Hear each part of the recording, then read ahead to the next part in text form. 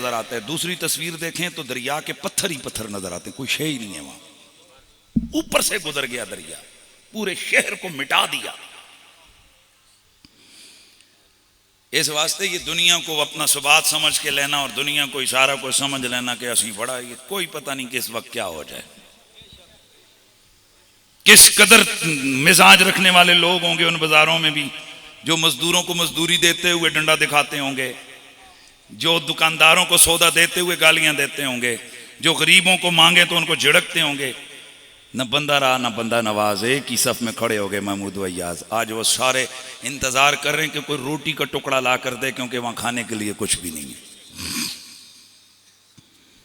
اس سے پہلے کہ ہم پر کہیں اس قسم کی سختی اور تلخی آ جائے، آؤ اللہ تعالیٰ کے حضور پناہ مانگیں اور اللہ نے جو کچھ دیا ہے اس کو اللہ کی راہ میں خرچہ کر دیں. باقی صوفی صاحب نے کہا ہے کہ کسی بھی تنظیم کو دو، خدا دا واسطے لٹیریاں تنظیماں نہ دے، اس کو لو آ کے ماں دو میں بہ کے کھاواں کوئی گڈی شڈی کے نام.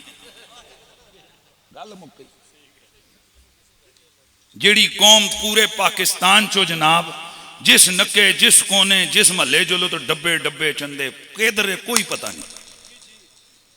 پوری اہل سنت کا کیا پوری دنیا کے پیسے جمع کر کے کدھر گئے نے کوئی پتہ نہیں. تو ضروری ہوتا ہے کہ برکت استے نہ تنظیماں نال ہاتھ ملانا ہوتا ہے. اپنے جن لوگوں پہ یقین ہے جڑے گھر دے لوگ ہیں، خود آؤ نا، خود کڈو. ایک ماشاءاللہ اللہ نے دیتا تواڈے کول بہو ہے، کیڑی کو گل ہوئی ہے تو 10-15 ہزار پٹرول ہی لگ سی ہے نا، نکلو خود جاؤ دیکھو یار ضرورت مند ہیں، جاتے ہوئے لے جاؤ دے کے آؤ، دل بھی خوش، مزہ بھی آوے تے اللہ دا خوف بھی آوے کہ یار ہے کوئی ساڈے نال ہو جاوے تے کہ 2-4 لوگ تیاری کر لو. خود ماشاءاللہ نقشبندی صاحب قبلہ شبیر شاہ صاحب 2-3 بندے ان کے ساتھ ہو جاؤ اور سارے مل کے جناب چلے جاؤ، یا دو ان کو اوپر اعتماد کرو، خود دے آؤ. تو اے جی میں معذرت حضور تو میں معذرت کھاواں کہ مہربانی کرو، اے نہیں کہنا کہ جی جس تنظیم نو مرضی دو، یہ خود جائیں گے تو ان کو دو نا جو خود جائیں گے. اچھا تو اس کا مطلب ہو گیا کہ میں تقریر مکا چھوڑا.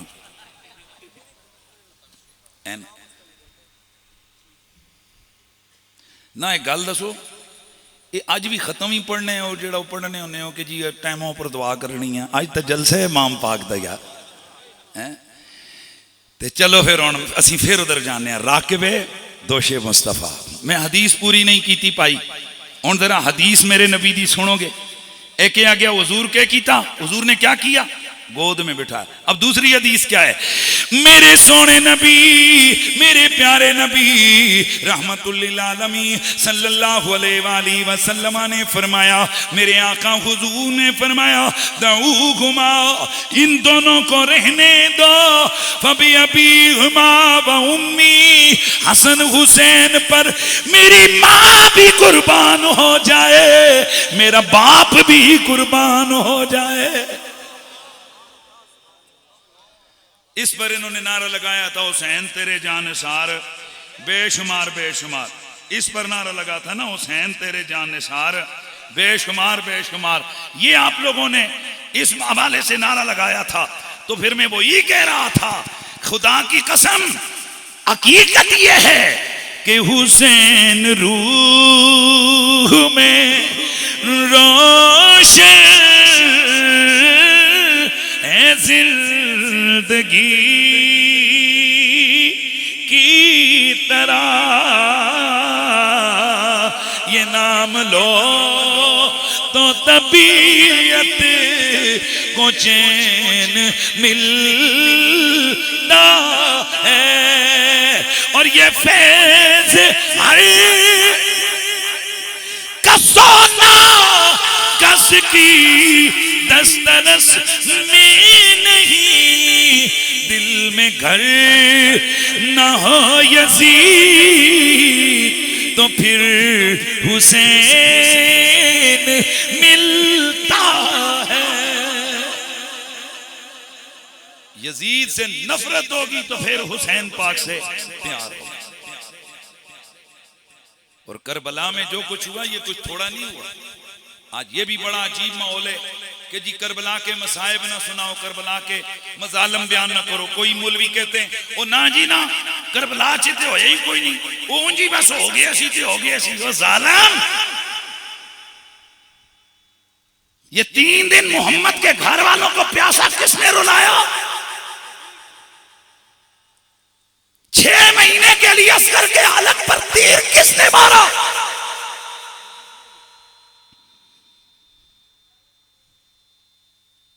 اور محمد کے لاشوں کو تلواروں اور نیزوں پہ کس نے اچھالا؟ حضور کے جگر پاروں کو ہاں کے کربلا میں کس نے تڑپایا؟ اور حد تو یہ ہے، اعلیٰ حضرت فاضل بریلوی اور تمام اہل سنت کے مورخین اور محدثین لکھتے ہیں کہ ظلم کی حد یہ کی گئی کہ وہاں شہداء کے جسموں پر گھوڑوں کو دوڑایا گیا، جس سے ان کی ہڈیاں چورا چورا ہو گئی، جسم کٹ اور پھٹ گئے۔ میں آج ہی اس چیز کو میں نے جمعے پہ تحقیق کر کے بیان کیا ہے کہ کربلا کے میدان میں امام علی مقام جس وقت گرے زخمی ہو کر شہید، پھر ان کو کیا گیا 100 سے زیادہ زخم امام پاک کے جسم پر بعد میں دیکھے گئے۔ اب ظلم دیکھنا، بحر بن کعب نام کا ایک کتا آگے آیا، اس نے کہا ان کے چیک کرو کوئی سونا یا دولت ہوگی۔ جب قمیض کو دیکھا کچھ نہیں تھا، تو آگے بڑھ کر ان میں سے قیس بن اشعث نے امام پاک کی قمیض لوٹی، قمیض کھینچ کے اتار لی۔ یہ جو بحر بن کعب تھا اس نے ان کے تیبند مبارک کو چھین لیا۔ اسود بن خالد نے نالین جوتے اتار کے بھاگ گئے۔ جمی بن خلق نے تلوار اٹھا لی۔ اخنس بن مرسد نے امامہ لوٹا۔ عمر بن سعد نے زرہ لے لی۔ اب پیچھے کیا بچ گیا ہے؟ اب آگے بڑھو گے تو انتہا ہو جائے گی۔ امام ابن اسیر لکھتے ہیں وَمَالَ النَّاسُ عَلَى الْوَرْسِ وَالْحِلَلِ وَالْإِبَلِ فَانْتَئِبُوا۔ امام پاک شہید ہوتے گئے، ان کمینوں نے دوڑ لگا دی خیموں کی طرف لوٹ مار کے لیے۔ جس کے ہتھے اونٹ چڑھا وہ لے لیا، گھوڑا چڑھا وہ لے لیا، جو کوئی سامان تھا، کپڑے تھے، بستر تھے، جو کچھ تھا لوٹ لیا۔ وَنَهِبُوا ثَقَلَهُ وَمَتَاعُهُ۔ امام پاک کا کچھ بھی نہیں چھوڑا، خیموں سے سب کچھ لے لیا۔ اب جو جملہ ہے نا جس پہ یہ مولوی پاں باں کرتے ہیں، کہتے ہیں کیسے ہو سکتا ہے؟ وَمَا عَلَى النِّسَاءِ حَتَّى إِنْ كَانَتِ الْمَرَأَةُ لَتَنزِعُ ثَوْبًا مِنْ ظَهْرِهَا فَيُؤْخَذُ مِنْهَا۔ اس مقدس خانوادے کی عورتوں کے سروں پر چادریں بھی ان کتوں نے نہیں چھوڑی۔ یہ اہل سنت کی کتابوں میں لکھا ہے میری جان، یہ شیعوں کی کتابیں نہیں پڑھ رہا میں۔ امام ابن اسیر کی الکامل فی التاریخ ہے۔ حضرت سیدہ سکینہ وہاں تھی، ان کے کانوں میں بالی تھی سونے کی اور کچھ نہیں ملا، اسے کھینچا جس سے ان کا کان پھٹ گیا۔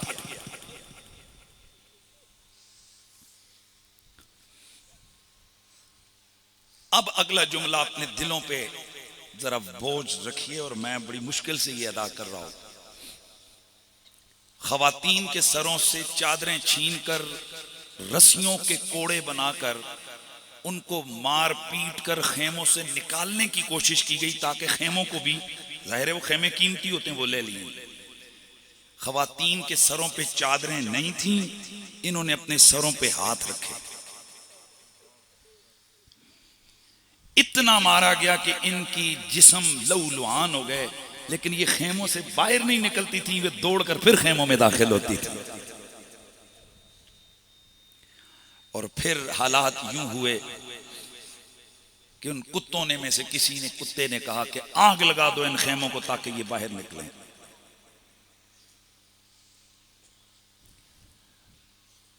کچھ چیزیں ایسی ہیں جو ہم پڑھ کے خود سن اور سکتے ہیں، عوامی مجمع میں بیان نہیں کر سکتے۔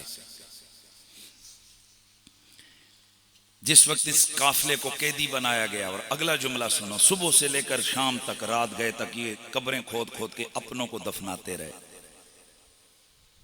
جب شام کا دھندل کا چھایا، سیدہ زینب خیمے سے نکلی، یہ دیکھنے کے لیے کہ ذرا حالات دیکھوں میدان جنگ میں کیا ہے، آپ کی چیخیں نکل گئیں، کیونکہ یزیدیوں کے مرے ہوئے مقتول دفن ہو چکے تھے اور آل زہرا کے یہ پھول میدان میں بکھرے ہوئے.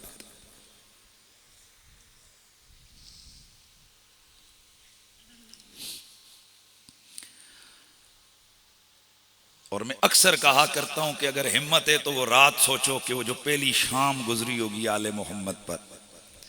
دلالے والو، آج اگر کوئی فوت ہو جاتا ہے تو ساری برادری رشتہ دار اس گھر میں آ کر جمع ہوتے ہیں، رات گئے تک اسے دلاسے دیتے ہیں، اس کی بچیوں کو لاڈ کرتے ہیں، بچوں کو پیار کرتے ہیں، وہ تیے میری بچیے میری تھی.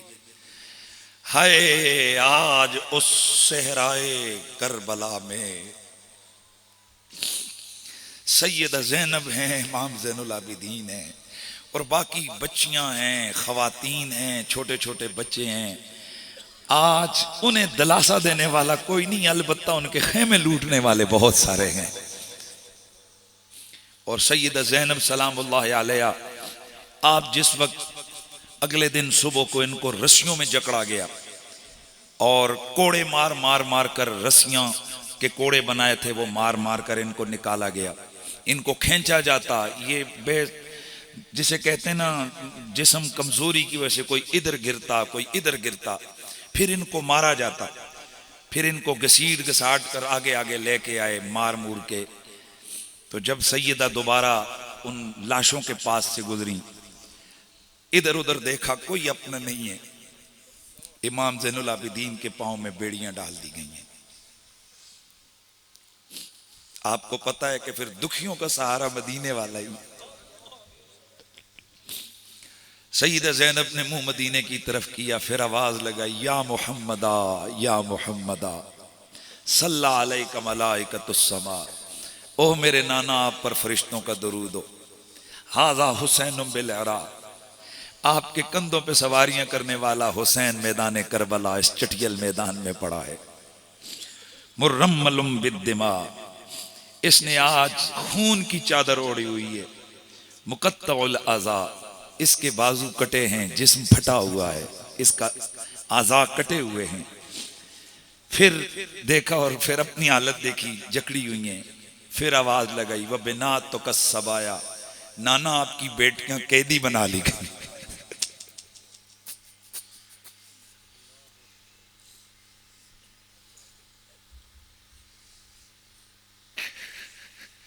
وَذُرِّيَّتُكَ مُقَتَّلَةً، آپ کی ذریت کو کاٹ کاٹ کے رکھ دیا گیا ہے. تسبی علیہم الصبا،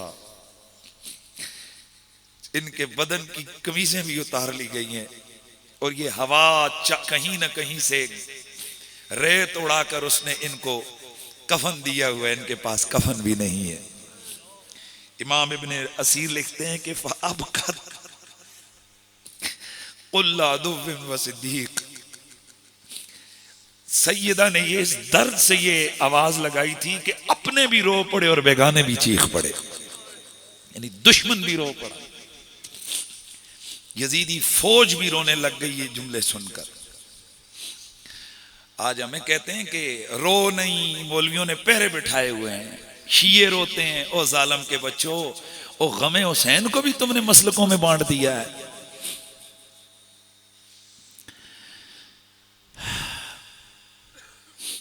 دربار یزید میں دربار ابن زیاد میں جس وقت سیدہ زینب گئیں، وہاں کی جو بدتمیزی ہے اور وہ جو بے حیائی اور کا ارتکاب کیا گیا، میں اس کو بتا نہیں سکتا کہ بھرے بازار میں امام زین العابدین کو کس طرح سے ٹارچر کیا.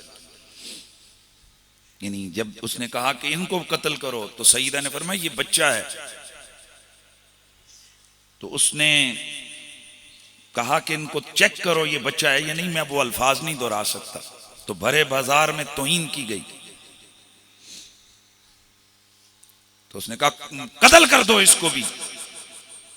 اب حیدر کرار کی بیٹی آگے آئی، کہا کہ اوے بدبخت، سب کچھ تو چھین کے لے گیا. اس دربار ابن زیاد کے جو جملے ہیں، میں تو یہ حیران ہو رہا ہوں کہ مورخین دربار یزید کے جملوں کو کیوں اہمیت دے رہے ہیں؟ دربار ابن زیاد میں جو علی کی بیٹی بولی ہے نا، وہ ایسا بولی ہے کہ اس نے ایک لرزہ طاری کر دیا تھا اسے۔ وہاں پر سیدہ زینب آپ کھڑی ہو گئیں، آپ نے فرمایا تو کلمے کا دعویٰ کرتا ہے، تو کلمے کی بات کرتا ہے، تو نے سب کچھ تو لوٹ لیا، تو نے میرے بیٹے بھی لے لیے۔ پھر آپ نے ایک ایک شہید کا جب ذکر کیا نا، تو یہاں کہتے ہیں کہ پتھر پھٹ رہے تھے۔ ایسا منظر تھا کہ جب آپ نے فرمایا ارے وہ بدبخت، اب یہ ایک ہم خواتین کا ساتھ ایک محرم ہے، یہ بھی تو ہم سے چھین رہا ہے، چل ٹھیک ہے لینا ہے لے لے، لیکن سب سے پہلے زینب کو قتل کر، ان بچیوں کو قتل کر، پھر اس کو قتل کرنا۔ پھر اس کتے نے وہاں امام علی مقام امام حسین علیہ السلام کے سر انور کے دانتوں پر چھڑیاں ماری۔ تو یہ دیکھ کر حضرت سیدنا زید بن ارقم رضی اللہ تعالیٰ عنہ آپ چیخ پڑے، فرمایا آل هذا القدیم انہاتین شفتین، فرمایا ہٹا ہٹا یہ چھڑی ان پاکیزہ ہونٹوں سے، ہاتین سنیتین، دانتوں پہ چھڑی ماری۔ فوالذی لا الہ غیر لقد رأیت شفتہ رسول اللہ علی ہاتین شفتین یقبلہما ثم بکا۔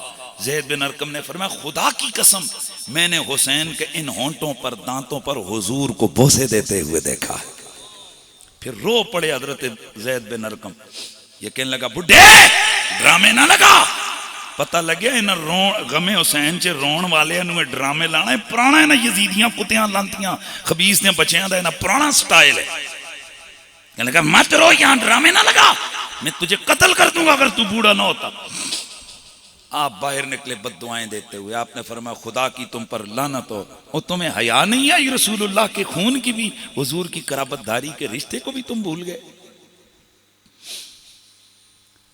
پھر راستے میں جو خواتین کے ساتھ ہوا، دربار یزید میں جو کچھ ہوا، پھر ان سروں کے ساتھ جو کچھ ہوا، سب کو نیزے کے اوپر رکھا گیا۔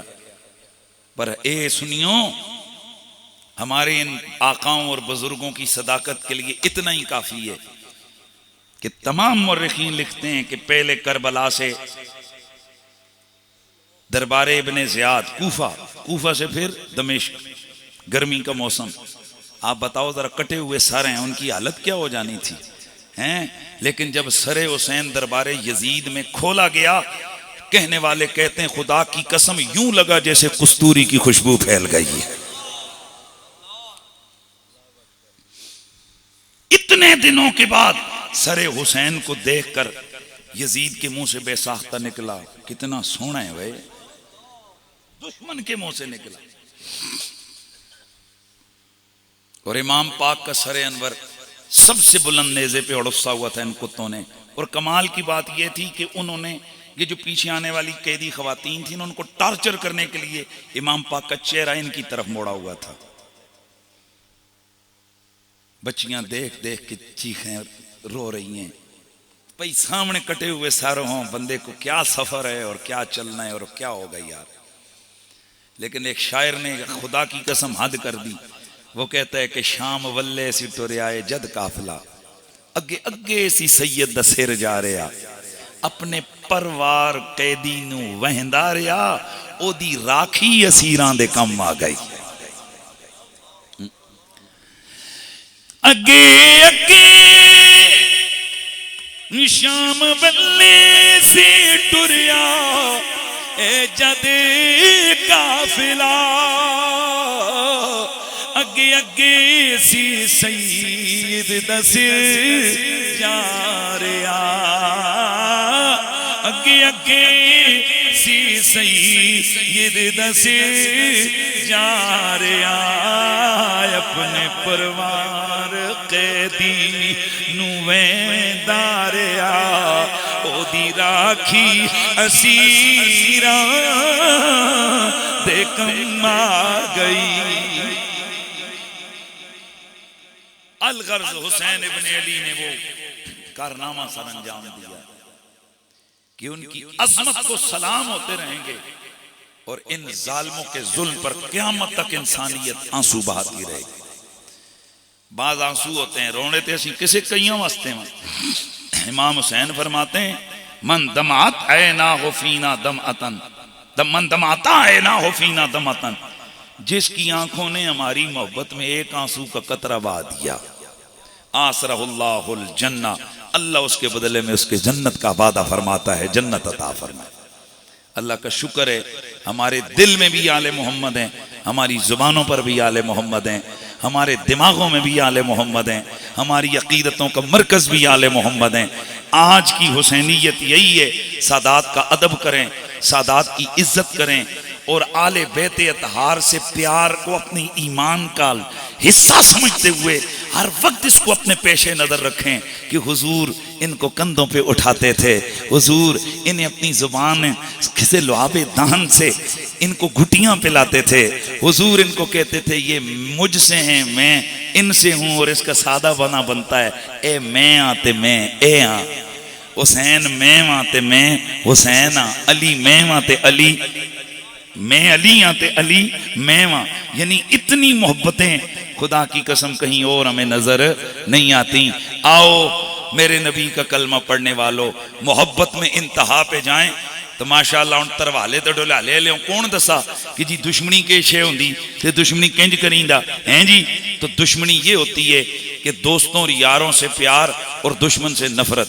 تو حسین ابن علی ان سے محبت کا تقاضا یہ ہے کہ ہم مرتے دم تک اپنی نسلوں کو بھی بتا کے جائیں کہ یزید بھی ہمارا دشمن ہے، یزید کی نسل بھی ہماری، بولو یزید کی آگے نسل بھی ہماری دشمن ہے، اور اس وقت تک عشق اہل بیت کا تقاضا پورا نہیں ہوتا جب تک ہمارے دلوں میں یزید اور یہ مروان وہ کتا ہے لعنتی کہ یہ ممبروں پہ بیٹھ کے امام حسن سامنے ہوتے تھے تو کہتا تھا تم آل بیت لعنتی ہو، یہ صحیح سند میں روایت کے اندر موجود ہے، یہ ہے کتے بھی گزرے نے۔ وہ شاہ صاحب اس لیے کہہ رہے تھے کہ اے رب محمد کسی مختار کو بیچ کے ہر موڑ پہ مروان بیٹھے ہیں۔ آج یہ مولوی مروان نہیں بن گئے، سیدوں کو سیدھے سیدھے منہ سے گالیاں اور لعنتیں کر رہے ہیں، یہ مروان کی نسل، اور حیران ہوں گے آپ مروان کے دفاع میں آ گئے۔ ایک مولوی کے اس نے میرے پاس کچھ 15 سوال آئے کہ اگر مروان اتنا برا تھا تو پھر خلیفہ ثالث نے اس کو بلا کر یہ کیوں کیا وہ کیوں کیا، تو میں اگلی گل کہنا جی اتنا چنگا سی تے ابو بکر صدیق کیوں نے انہوں چک کے باہر سٹیا، عمر فاروق کیوں انہوں لتا ماریاں۔ یاد رکھو یہ من کڑتو طریقوں سے گستاخان اہل بیت کا دفاع نہیں کر سکو گے، ان کے ساتھ جہنم میں تمہیں بھی جلنا پڑے گا۔ ظالموں آؤ ہم تمہیں دعوت دیتے ہیں، آؤ در زہرا پر پھیلائے ہوئے دامن نسل کریموں کی لجپال گھرانہ ہے۔ تے سنو تے آخری گل تے اے آخری شعر وچ میرا میسج ہے تے اجازت چاہوں گا یار زندہ صحبت، باقی میرا آگے ایک اور جگہ جلسہ ہے اور آپ کا بھی کافی سارا یہ وقت میں نے لے لیا ہے، کافی دیر سے محفل جاری ہے۔ تو شاعر وارث شاہ